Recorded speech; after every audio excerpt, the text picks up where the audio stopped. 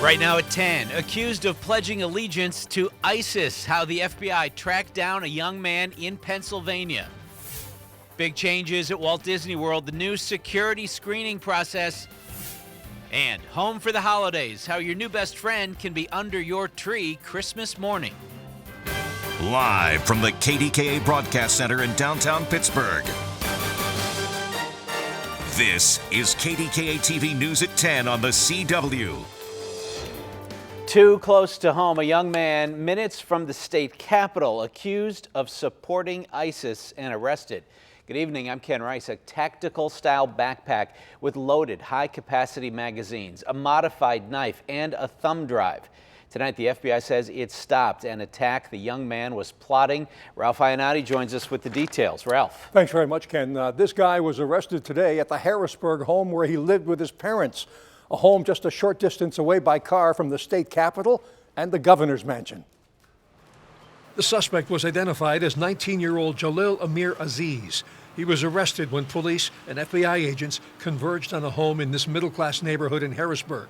Neighbors expressed surprise when they learned of the arrest. It's pretty crazy. It's, when it's right here at home, it's a different story. You hear it in California and Paris, but then it's right up the street from your house. You're like, it's real. It becomes more realistic for you. Aziz is charged with conspiracy and attempting to provide material support to Islamic terrorists. The government thinks he may have been preparing to conduct or assist others in conducting an attack in the United States. A backpack found in Aziz's closet contained, among other things, 5 loaded magazines, a kitchen knife, and a full-face mask, similar to the masks worn by Islamic militants. Investigators say Aziz used no less than 57 different Twitter accounts on social media. One tweet read, "Pennsylvania have very light gun laws. It's easy to arm yourself." Another of his alleged tweets said, "Support your Islamic duty. Support the jihad with your wealth." The state's top political leaders were quick to react to the arrest. Governor Wolf said in part, "We understand this man is a U.S. citizen, and his arrest is a reminder that we must remain vigilant, strong, and focused." A similar reaction from Senator Bob Casey. "We must continue to remain vigilant to confront terrorism." And Senator Pat Toomey said, "It's another wake-up call about the spread of violent Islamic extremism." Tonight, Aziz is in federal custody until at least next Wednesday, when he has a preliminary hearing scheduled. If he's found guilty of trying to help ISIS, he could face up to 15 years in prison and a fine of up to $250,000. Ken? Ralph, thanks. Now, this arrest comes the same day President Obama met with his national security team for a second time this week. The president is trying to reassure Americans that the government is doing all it can to protect them. Mark Albert has more on that. President Obama went to the National Counterterrorism Center outside Washington Thursday to review plans that would prevent future terror attacks in the U.S. At this moment, our intelligence and counterterrorism professionals do not have any specific and credible information about an attack on the homeland. That said, we have to be vigilant. The president said the country is facing a new phase of terrorist threats with self-directing attackers like those who carried out the San Bernardino massacre. We continue to do everything in our power to prevent terrorists from getting into the United States. But some members of Congress are not convinced the White House is taking all necessary steps. At a heated House hearing, no government official knew the location of the 122,000 people whose visas have been revoked since 9/11. 9,500 were tied to terrorists, and you don't have a clue who they are, do you? And there was bipartisan frustration that the federal government doesn't routinely include social media usage in immigrant background checks. If half the employers in America are doing that in the private sector, if your colleges are doing it for students, why the hell wouldn't Department of Homeland Security do it for someone coming from a terrorist country? DHS told Congress it is currently testing the use of social media to vet visa applicants. Mark Albert, CBS News, the White House. The Department of Homeland Security told the Congressional Committee an estimated 400,000 people overstay their visas and do not leave the U.S. The government is working on measures to better track those people. 11 have been arrested so far this year. Meantime, the friend who bought the assault rifles used in the San Bernardino shooting has been charged. Enrique Marquez has been a key figure for investigators as they piece together how the killers carried out the massacre. Marquez bought 2 assault rifles and explosives that Syed Farouk and his wife Tashfeen Malik used in the attack that killed 14 people. He also reportedly left a cryptic Facebook post right after the attack. He posted up a sad saying, "I'm sorry guys, it was a pleasure." Helping those people is just like, it's just, I can't believe it. Marquez was a convert to Islam. He also confessed that he and Farouk had planned a terror attack 3 years ago, but didn't go through with it at the last minute. Security has been a major concern following the San Bernardino and Paris attacks. Today, Disney installed metal detectors at all 4 of its theme parks. Visitors will randomly be selected to go through them. There's an increased security presence before you even walk in the parks. Security goes through each guest's bag, pulling out items and opening wallets. Make sure you get it on tape, big boy, with your telephone. Get it all. I'm a member of the press. Get it all. Why? I'm allowed to be on the sidewalk. New details tonight on a Pittsburgh police officer caught on camera yelling at a crowd, including a reporter for the city paper. Happened yesterday when police were responding to a large disturbance at the Wood Street T station downtown. The Citizen Police Review Board called the incident unprofessional. In a statement late today, though, Police Chief Cameron McClay said that on first examination, the video provided shows no evidence of serious police misconduct. The incident remains under investigation. The teenager accused of shooting and killing a father turned himself in tonight. Donald Williams was trying to break up a fight in Arnold involving his teenage daughters and other girls. More than 20 people surrounded the girls to watch the fight. That's when police say Eric Reed Jr. shot and killed Williams. Another shooting suspect is also in jail tonight, accused of killing a 15-year-old boy. Police say Keyshawn Givens fatally shot Curtis Pounds in the back multiple times in Pittsburgh's Knoxville section earlier this year. Pounds was a 9th grader at Carrick High School.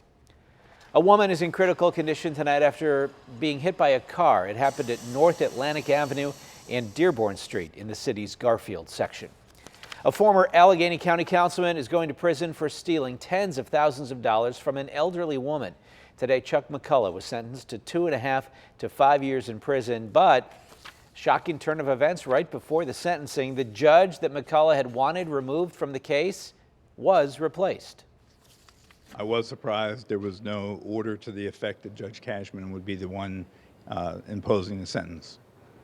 I thought the sentence seemed heavy-handed for an individual that's had 60 years of exemplary record. McCullough is free on bond for 30 days pending appeal.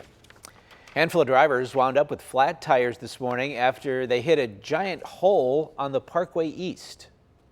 I heard pop, pop, and that was it. It was scary. It was very scary. PennDOT says crews were out last night doing prep work for concrete patching, but the cold patch they used to fill the road surface failed, leaving a gaping hole and an expensive inconvenience. I can put my finger inside my tire. This is ridiculous. I don't want to pay for this. And I'm thinking a lot of people who busted their tires are feeling the same way. Good news is people won't have to pay. PennDOT says if you file a claim, the contractor will pay. Well, tonight the wait is almost over. We're less than 2 hours now till the new Star Wars movie, The Force Awakens, hit theaters. People are already lined up for it, but some lucky people in Pittsburgh got to see it early. Kim Gable reports. Of course, getting a ticket is priority one for all of these fans. So these folks had those tickets well in advance. But equally important is getting a really good seat. So you can see here behind me just dozens and dozens of people waiting for the 11 o'clock show. So when it's all said and done, how long will you have actually waited in this line? About 3 hours. 3 hours. So yeah, longer than the actual movie itself. Now, keep in mind that this is a follow-up to one of the most beloved movie franchises of all time. So premiere night is more than just an entertainment event. This is a transcendental experience for these Star Wars fans. Truthfully, I've stayed off Facebook for about the last week just because I'm going in going, what happens is what happens. We've been waiting 32 years for this probably. For the next film, to know what happens to Luke Skywalker, to know what happens to all of them. I've been watching them since I was little. I had my dad and my brother, and now I have friends that are in with it, and it's really fun. Thinking of that one world where you could be in, like, just, you know, being a Jedi and defeating the enemies, and it'd be awesome. So we know Star Wars The Force Awakens is obviously a shoo-in for #1 at the box office this weekend, but some predictions are actually putting the grossing numbers at up to $225 million. So 17 of the 22 theaters here at Lowe's at the Waterfront are showing Star Wars tonight. And coming up new at 11 o'clock on KDKA, we're going to be talking to some of the folks who are coming out of that first movie. We'll get their reaction for you. Kim Gable, KDKA TV News on Pittsburgh CW. Well, one police department is already on spoiler alert. Philadelphia police tweeted, "No, posting Star Wars Force Awakens spoilers is not a crime. Yes, it should be. We enforce the laws, we don't make them. Sorry." Well, that tweet caught the attention of an actual lawmaker. House Speaker Paul Ryan jokingly replied, "Knew we forgot to put something in the omnibus." Hall of Famer Jerome Bettis is helping local children this holiday season. Bettis and the Bus Stops Here Foundation teamed up with AT&T and the Salvation Army to collect toys for kids over the past few weeks, and tonight they held a party to celebrate the toy drive's success. And the goal was to bring smiles to these kids' faces, and that's what Christmas is all about. AT&T also presented the Bus Stops Here Foundation a $10,000 check tonight. Daredevil deputy how he saved an unconscious truck driver in motion. Plus, a dog treat recall why it could make your pet sick. And when you hear this meteorologist's pun-filled weather report, you'll know the force is strong with this one next.